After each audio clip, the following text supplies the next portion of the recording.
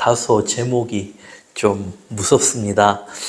제가 저번에 그 창세기 34장을 간략하게 말씀을 드렸고, 오늘은 뭐 금요일이니까 시간에 여유가 있으니까 제가 좀 차근차근 이제 해 나가겠습니다. 우리가 먼저 이 34장을 보기 전에 이 야곱의 그 이제 아내들이 있습니다. 대표적으로 이 나헬과 레아, 그 중에서 레아는 이제 아들을 낳았는데 누벤, 시므온, 레위, 유다, 이 대표적인 아들입니다.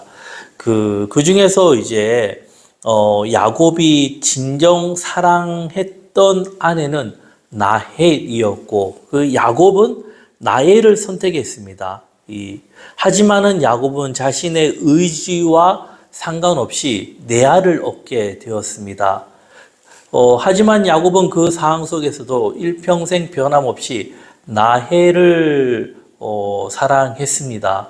우리가 성경을 보면은 성경에서 이제 우리가 기록을 이야기할 때 그냥 나헬을 야곱이 이뻐서 선택을 했다. 이게 이제 처음 보는 어떤 그런 관점이지만은 좀 더 이렇게 많이 이렇게 생각하고 묵상하다 보면은 그 나헬이라는 그 이제 인물 뒤에는 신앙적인 면에서 경건한 요소도 있었고 성품도 좋았다라는 것을 우리가 상상을 할 수가 있습니다. 참 기록된 건 없지만 그 모습을 어디에서 볼 수 있는가 하면은 요셉의 성품을 보았을 때, 요셉이 어머니를 상당히 닮은 그런 면을 보았을 때 우리가 그거를 짐작을 할 수가 있습니다.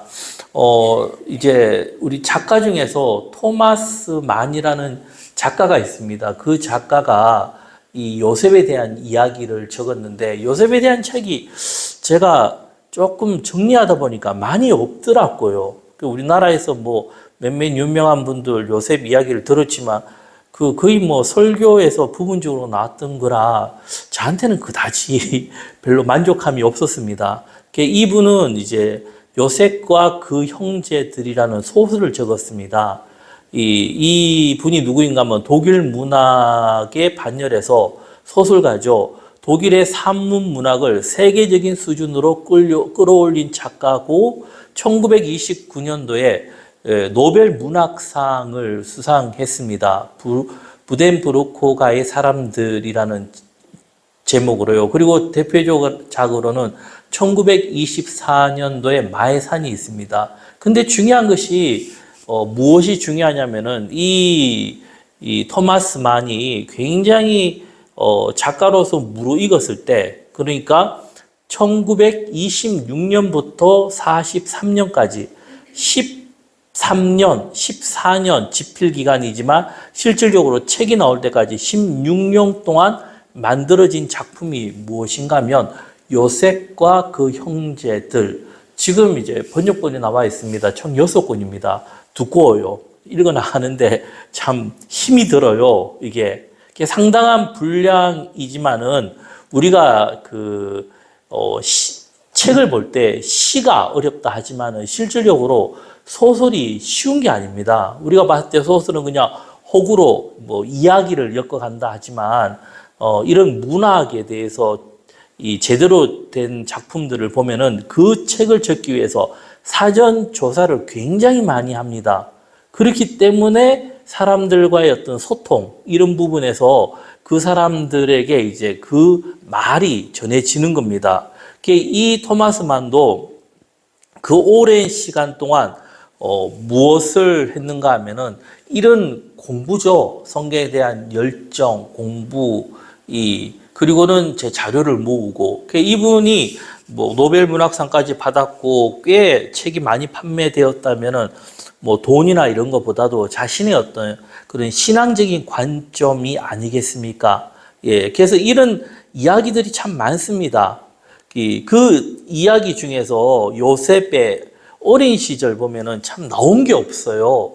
17세 꿈 얘기로는. 근데 이제 그가 이제 상상을 해 나갈 때 요셉이 신앙적으로 하나님을 찾는 그런 장면들이 굉장히 많이 나옵니다.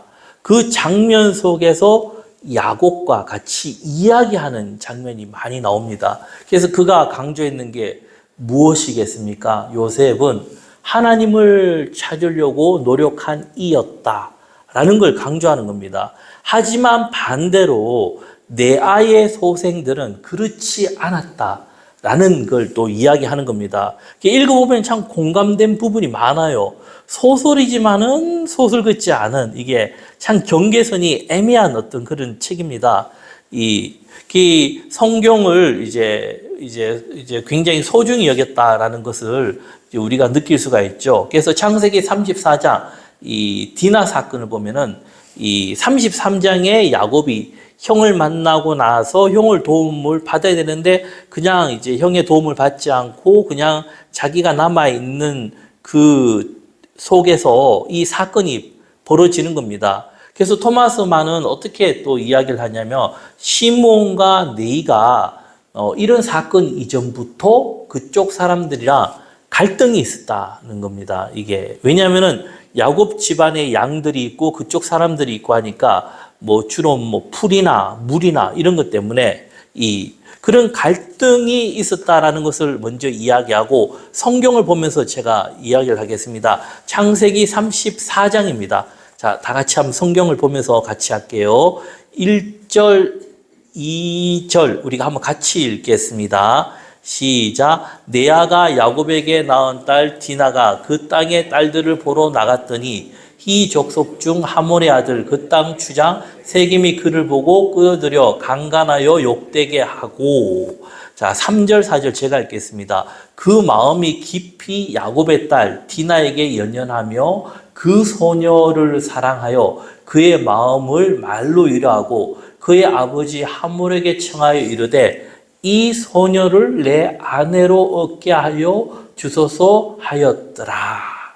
그 세겜이요 어떻게 되었는지는 몰라도 이 자기가 일을 저질러 놓고는 그래도 좋은 방향으로 이렇게 해결하려고 하는 겁니다. 그 단순하게 뭐 이제 우리가 뭐 이제 어떤 일을 저질렀다 이런 개념보다도 그 시대에는 이 서로 간의 정략 결혼이죠. 그러니까 한 부족과 부족 간에 서로가 결혼을 하면서 하나의 평화의 어떤 그런 겁니다. 이게 평화를 유지하는 정략적인 결혼이 있습니다.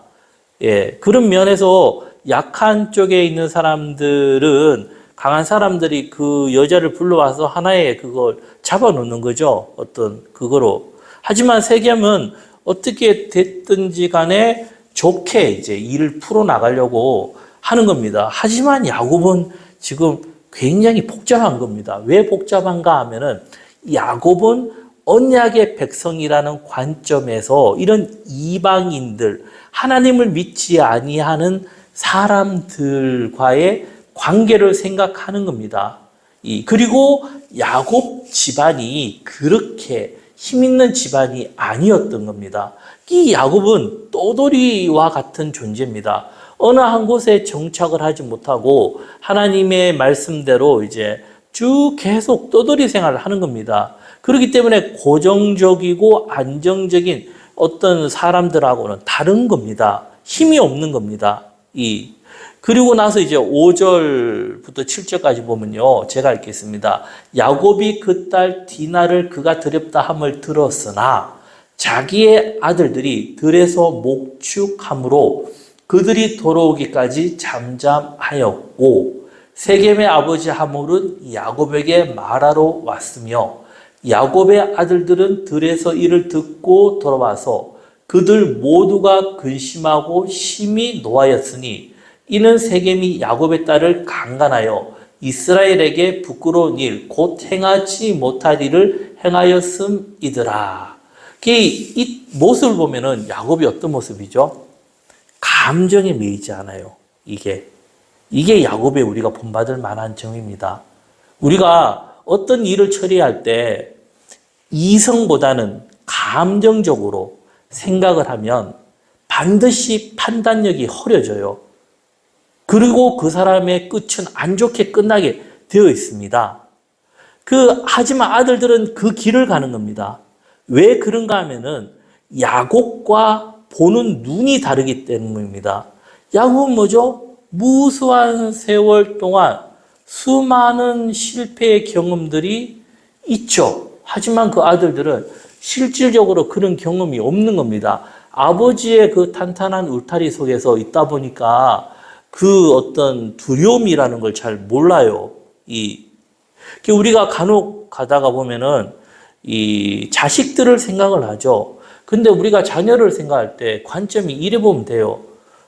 플러스이거나 마이너스거나. 자기 자식은 객관적으로 보지 못하는 것이 부모의 마음입니다. 정답입니다, 이게. 자기 자녀를 자기가 생각한 것보다 더 높게 보거나 아니면 반대적으로 더 낮게 보고. 이 둘이 자녀를 거의 무너지게 하는 그런 큰 요소들이거든요. 그러면 이제 무엇이 있냐면은 자녀들이 있으면은 때로는 부모들이 어떤 사업을 하거나 이럴 때 자녀들을 객관적으로 못 보기 때문에 잘한다, 잘한다. 아니면 어떻게 해요? 못한다, 못한다. 이 두 가지 경우가 있습니다. 그리고 잘한다, 잘한다 하는 자녀들이 있지만 그 사람들이 무엇이 없는가 하면은 고생하고 실패한 경험이 없습니다.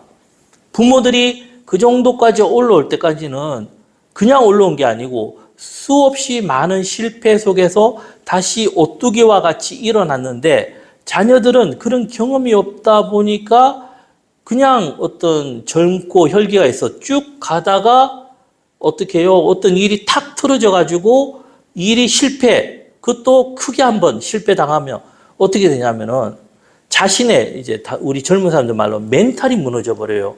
그러면 어떻게 해요? 판단력 자체가 사라지는 겁니다. 하지만 이런 어떤 오랫동안 수많은 세월 동안 이렇게 잘 지켜온 사람들은요, 크게 무너져도 여유가 있어요. 왜 여유가 있느냐면 두려워하지 않아요. 처음 시작부터 아무것도 없었기 때문에 없어져도 여유가 있고, 그리고 거기에서 자신의 어떤 중심, 멘탈이 흔들리지 않으면서 어떻게 해요? 다시 자신을 돌아보면서 차근차근 이렇게 다시 일어나는 힘이 있다라는 겁니다. 이게 지혜인데 이게 무슨 지혜입니까? 자기 몸으로 배운 지혜입니다. 책으로 배울 수가 없는 부분이에요. 그게 보통들 이런 부분이 뭐냐면은 이제 다른 말로 하면은 크고 넓게 보는 눈이 약하다라는 겁니다. 네. 그래서 야곱은 이제 지금 사건에 의해서 어떻게 되냐면은 잘못하면은 가족들이 전멸될 수 있는 그런 사건입니다. 이게 야곱은 그까지 보는 거예요. 지금 그리고 아들들은 어떻게 해요? 그거 못 봐요. 이게 그러니까 감정적으로 이제 처리하는 거죠. 그때 하나님이 지켜주지 않았으면은 야곱의 가족은 그냥 역사 속에서 사라질 수도 있는 그 심각한 사건입니다. 이게요. 엄청난 사건이에요.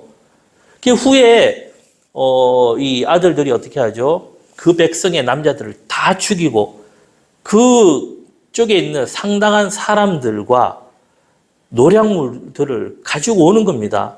이게 참 아이러니예요. 그리고 아브라함도 그러죠. 아브라함도 그 아내 리브가를 이제 속여서 누이라고 속여서 그 데리고 가면서 받고 속여서 하나님의 징계로 후에 이제 풀어주면서 받고 그러면서 또 부가 늘었던 겁니다. 이게 참 재밌는 부분입니다. 이게 야곱도 결국 지금 이 그림으로 가고 있는 거예요. 하지만 지금 상황에서 야곱은 심각한 겁니다. 그때 이제 하몰이 대안을 내놓는 겁니다. 8절, 9절, 10절 보면요. 하몰이 그들에게 이르되 내 아들 세겜이 마음으로 너희 딸을 연연하여 하니 원하건대 그를 세겜에게 주어 아내로 삼게 하라. 너희가 우리와 통혼하여 너희 딸을 우리에게 주며 우리 딸을 너희가 데려가고 너희가 우리와 함께 거주하되 땅이 너희 앞에 있으니 여기 머물러 매매하며 여기서 기업을 얻으라. 이게 뭐죠? 같이 살자라는 겁니다. 굉장히 좋은 조건이에요. 평화롭게 이제 평화의 조약을 맺고 결국은 우리가 같이 살면 너희들 지켜주겠다. 어떤 그런 의미까지도 있는 거죠. 굉장히 좋은 조건을 얘기하는 겁니다. 하지만 야곱은 어떻게 해요?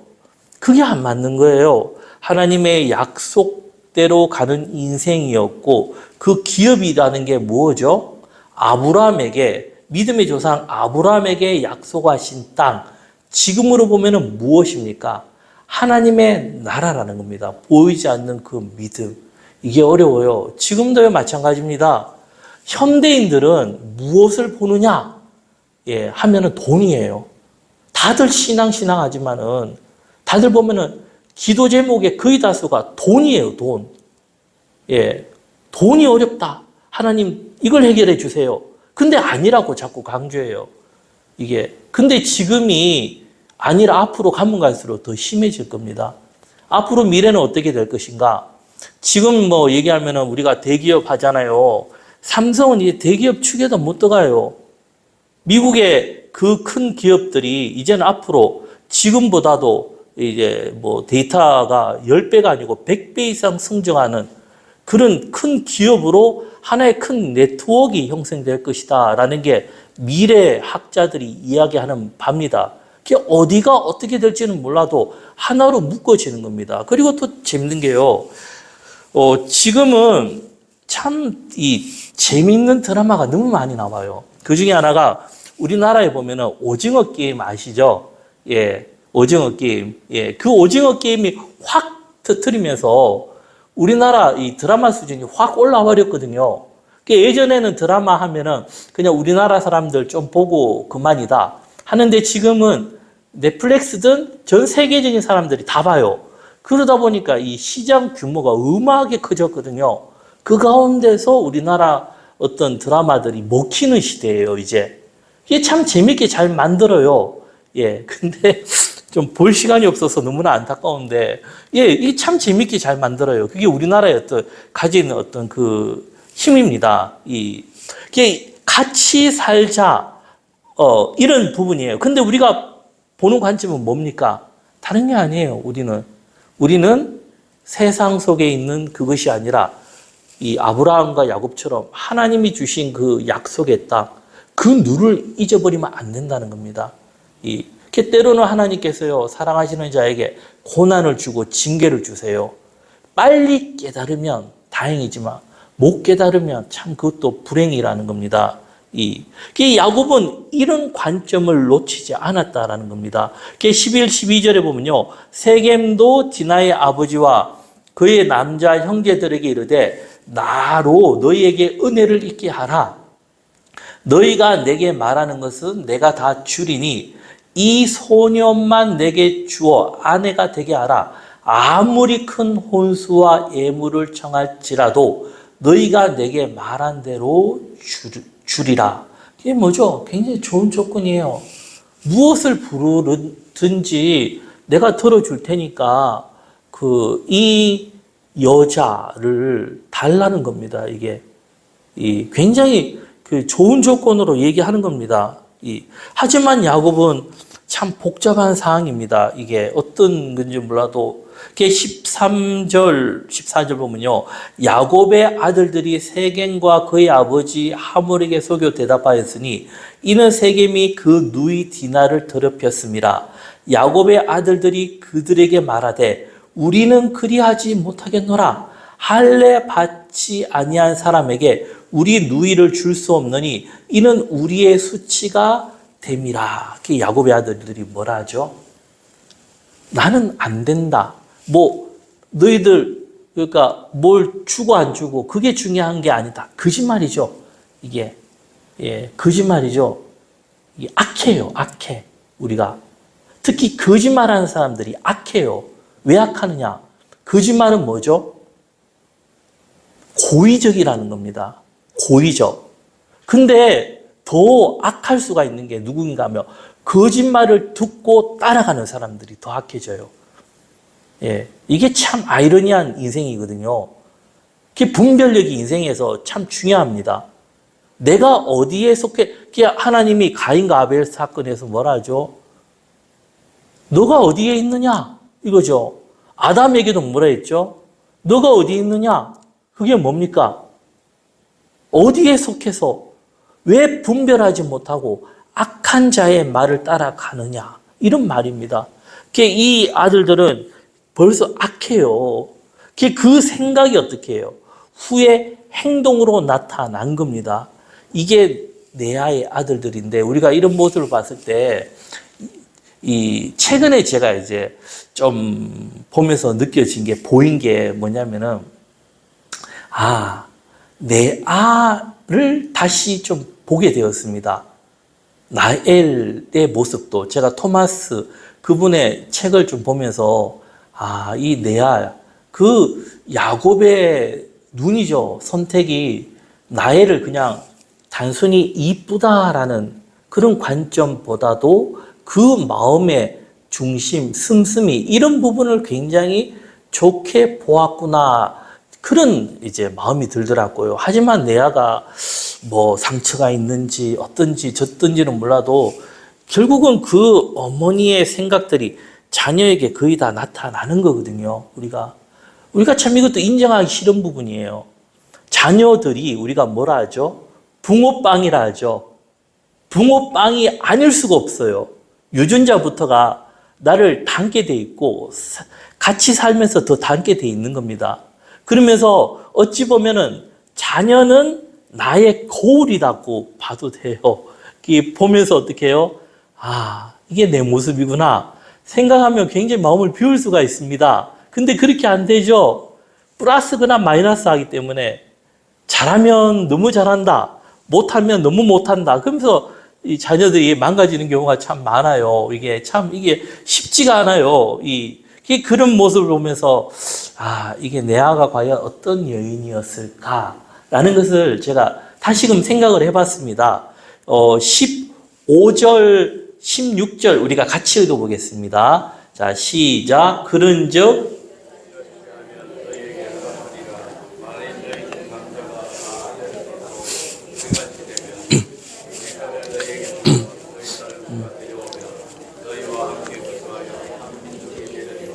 네, 17절 제가 읽겠습니다. 너희가 만일 우리 말을 듣지 아니하고 할례를 받지 아니하면 우리는 곧 우리 딸을 데리고 가리라. 뭐죠? 거짓말. 예, 거짓말이에요. 조건이 할례죠. 이 할례가 뭐예요? 이스라엘 민족이 하나님과의 어떤 언약의 하나의 표시고 하나님과의 어떤 관계성이거든요. 그리고 또 하나 더 생각해 볼 수가 있는 게 뭐냐면은 이 하몰도 야곱의 아들들과 이 둘 다 서로 간에 이권이 있었고 그리고 뭐죠? 서로가 욕심이 있었다라는 겁니다. 이 욕심이라는 게 참 중요한데 욕심을 가지게 되면 어떻게 해요? 사리 분별력을 잃게 되고 바른 생각을 못 하게 되면서 이 잘못된 길로 가게 돼 있는 겁니다. 하몰도 그래도 오랫동안 그 지역을 지켜왔고 상당한 힘이 있는 사람이라며 그런 사건이 생겼을 때 그 아들들이 이런 말을 할 때 무엇인가 생각을 해봐야 되는데 생각을 못하고 무엇을 생각하냐면은 그냥 자기 아들의 어떤 그 소원을 들어준다. 결국은 아들로 인해서 하몰뿐 아니라 그 민족 자체가 다 어떻게 해요? 멸망하는 지경까지 가죠. 이게 어려워요. 이 아들의 그 잘못된 선택으로 인해서 어떻게 해요? 그 하몰이 굉장히 지혜로운데 자기도 욕심을 가지니까 이 사람들이 우리 땅에 오면 그 사람들의 모든 것들이 내게 되겠다라는 거 굉장히 나에게 이익이 될 것이다 라고 생각을 했기 때문에 어떻게 해요? 그 다음에 그들을 보는 눈의 시야가 가려진 겁니다. 야곱은 아들들은 어떻게 해요? 복수를 생각한 거죠. 그게 결국은 분별력을 잃어버리게 되었다라는 겁니다. 18절부터 쭉 읽어 나가면요. 그들의 말을 하몰과 그의 아들 세겜이 좋게 여김으로 이 소년이 그 일 행하기를 지체하지 아니하였으니 그가 야곱의 딸을 사랑함이며 그는 그의 아버지 집에서 가장 종기하였더라. 그죠? 참 어때요? 이게 참 비극이죠. 이게 예, 아들로 인해서 이게 성경의 이야기죠. 이게 3000년 전의 이야기. 하지만 지금에도 어떻게 해요? 우리들에게 다가오는 이야기라는 겁니다. 성경이 말하는 것은 무엇인가 하면은 창조 원리예요. 창조 원리고 창조 원리의 가장 기본은 이 하나님을 경외함으로 가정을 바로 세우는 것. 이런 부분을 굉장히 많이 강조하고 있습니다. 그래서 하물과 그의 아들 세겜이 그들의 성읍문에 이르러 성읍 사람들에게 말해 이르되 이 사람들은 우리와 친목하고 이 땅은 넓어 그들을 용납할 만하니 그들이 여기서 거주하며 매매하게 하고 우리가 그들의 딸들을 아내로 데려오고 우리 딸도도 그들에게 주자. 그러나 우리 중에 모든 남자가 그들이 할례 받은 같이 할례를 받아야 그 사람들이 우리와 함께 거주하여 한 민족 되기를 허락할 것이다. 그러면 그들의 가축과 재산과 그들의 모든 짐승이 우리의 소유가 되지 않겠느냐? 다만 그들의 말대로 하자. 그러면 그들이 우리와 함께 거주하리라. 성문으로 출입하는 모든 자가 하몰과 그의 아들 세겜의 말을 듣고 성문으로 출입하는 그 모든 남자가 할례를 받으니라. 지금처럼 좋은 시설이 아니죠. 그냥 돌칼과 착착 꺼버리니까. 이게 그대로 따라가는 겁니다. 설득하고 그 민족들도 들어보니까 좋은 거예요. 야, 이러면 우리에게도 굉장히 유익이 되겠다. 그리고 이게 하나의 어떤 신을 섬기는 그런 면이거든요. 그들이 섬기는 하나님 하면은 자기들과 똑같이 하나의 신으로 생각한 거겠죠. 하지만 야곱은 달라요. 그리고 이제 25절, 26절에 보면요. 그렇게 하고 나서 제3일에 아직 그들이 아파할 때, 아파한다는 정도가 움직이지 못할 정도로 극심한 고통이에요, 남자들이. 그때 야곱의 두 아들 디나의 오라버니 시므온과 네이가 각기 칼을 가지고 가서 몰래 그 성읍을 기습하여 그 모든 남자를 죽이고 칼로 하물과 그의 아들 세겜을 죽이고 디나를 세겜 집에서 데려오고 그 둘이 자기와 같은 무리가 이루어졌겠죠. 그쪽에 있는 사람들이 얼마나 있었는지 몰라도 상당한 많이 있었겠지 않습니까? 그냥 사거리 다 죽여버리는 겁니다. 얼마나 잔인해요, 이게. 네. 참 이게 우리가 말하는 족장들의 아들들의 이야기라는 겁니다. 야곱의 인생이요. 이걸 또 겪어요, 야곱이. 그리고 나서 있죠. 27절부터 또 보면요. 야곱의 여러 아들이 그 시체 있는 성읍으로 가서 노략하였으니 이는 그들이 그들의 누이를 더럽힌 까닭이라. 그들이 양과 소와 나귀와 그 성읍에 있는 것과 들에 있는 것과 그들의 모든 재물을 빼앗으며 그들의 자녀와 그들의 아내들을 사로잡고 집 속의 물건을 다 노략한지라. 이렇게 되면 어떻게 됩니까? 그 주위에 있는 나라들이 보는 거죠. 보고는 그들이 어떻게 되었을까요? 가만둘까요? 가만둘 수 없어요, 이런 민족은. 왜? 이런 민족은 나에게도 그렇게 할 수 있다. 라는 결론이거든요.